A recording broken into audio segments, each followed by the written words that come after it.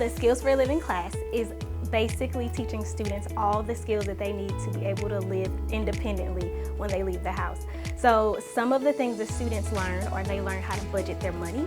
They learn how to take care of themselves, so taking care of their personal hygiene.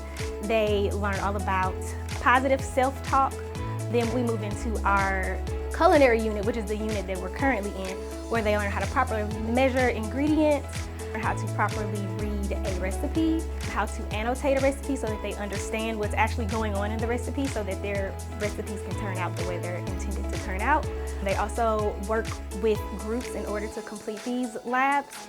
They also are learning the importance of cleaning, so we discuss how to make sure your water is hot and soapy before you're washing dishes, making sure you get every crumb off of the plate, and then they're able to eat their food, which they really enjoy.